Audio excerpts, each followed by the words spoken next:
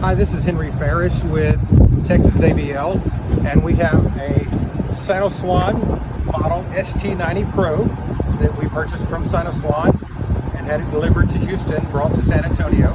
We have used it for a show and loved it. Very solid trailer, very well built, very stable, and which is good. And all the guys enjoyed using it, thought it was a wonderful trailer. Thank you very much. Thank you.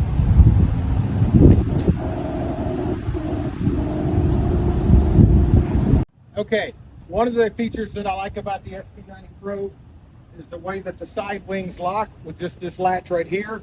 There are several latches down the side. You pull them, push them in, it locks it in for travel. And then it has 4 additional supports for the trailer stability, plus the supports for the wings when they come down. So that makes it very stable. It has 3 axles with very large tires for stability and driving, which makes that good.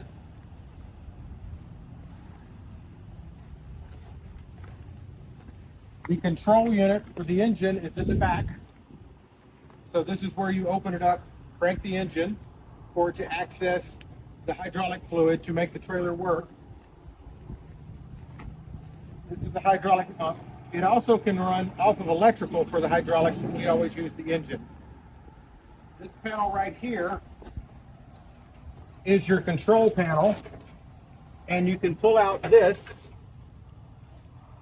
stick it right here, and use a remote control instead of being stuck with the control panel right here. So you can walk around with your remote control and make the adjustments you need as you see them, and in the trailer itself. You can do things in the trailer itself, such as when you're raising the trailer, you can see it from the inside, and you can level it from the outside with the remote control as you're walking around. So that also is very convenient, the fact that you do have a remote control for the trailer unit. And when you're done, just stick it back in there, turn that, and boom. And this side also has the additional panel holders to keep it in transport.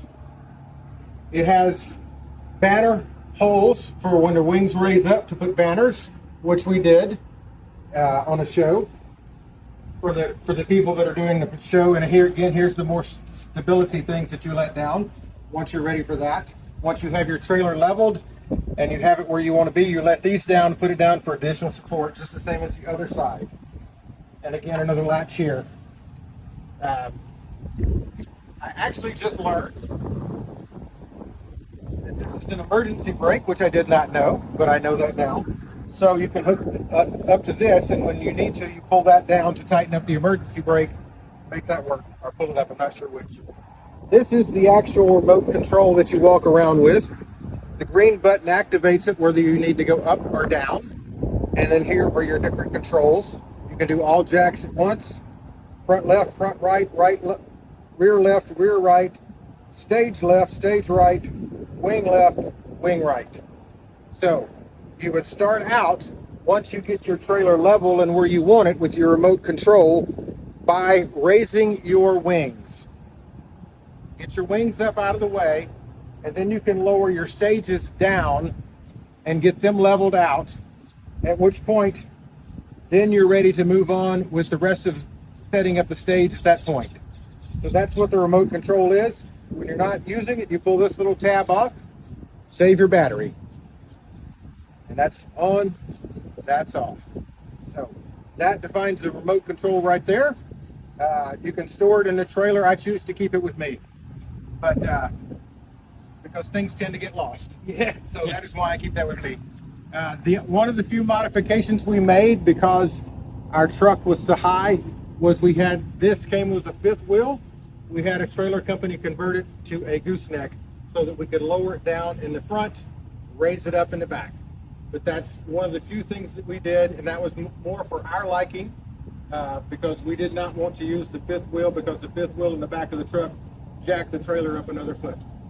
But that is basically it, and that sums up what we have done with this trailer.